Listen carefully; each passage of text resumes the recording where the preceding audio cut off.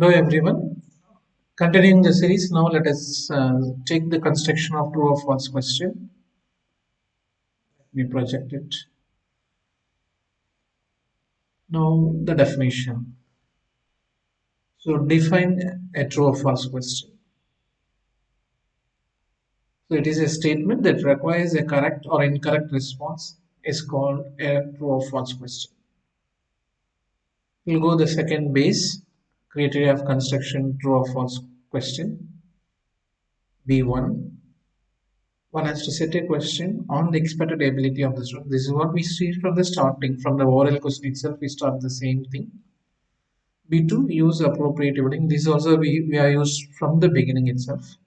B3, question should not be lifted directly from the book. So we have started from objective type question. The B3 is same for all objective type questions. B4, answer should not be in a predictable pattern. This is what now newly introduced for this type of item. It also holds good for multiple choice questions, MCQs. B2, use of appropriate paddings. Consider this format. Newton has discovered many laws. One of that is for every action there is equal and opposite reaction. This is one format. The other format. For every action there is equal and opposite reaction is Newton's third law. So out of these two formats, which would be correct?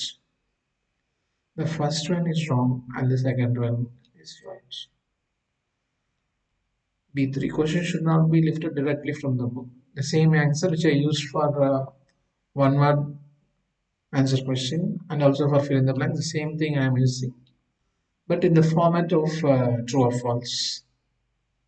So you can consider the yellow shaded lines. The same thing I have put as a question for true or false. An insight into the structure of atom was obtained from the experiment on electrical discharge of gas. True or false? Okay, like these, we cannot directly lift from the book. So we have to go for a conceptual based question, not a line as strictly taken from the book. So this has to be avoided. For this, only students have to memorize every wordings in all the pages of the book.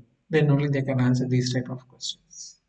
Before, answer should not be in a predictable pattern. So this is somewhat new for these type of questions. Suppose we have 10 questions. Consider we have 10 questions for true or false, and let the answer be like this. First question true, second question false, third question true, fourth question false. And likely for a same pattern for up to 10 questions. True, false, true, false, true, false. As the students keep getting the answer, after fourth or fifth they will start directly writing true, false, etc. So we should not use this. That is what written in this paragraph. Advantages.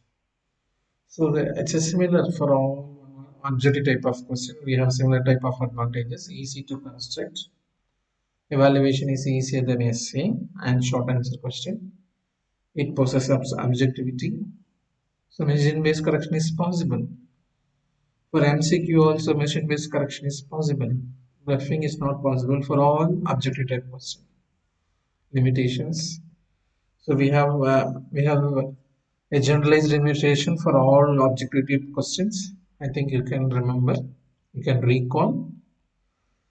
Abilities such as remember, understand are only measured. 50% chance of finding the answer, either true or false, only true.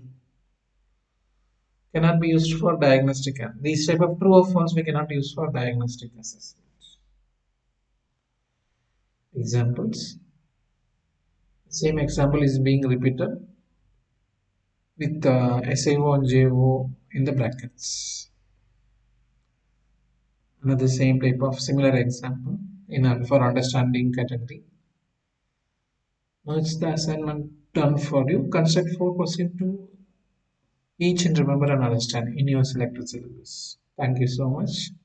These are my references. Thank you. We will meet in next episode. Thank you so much.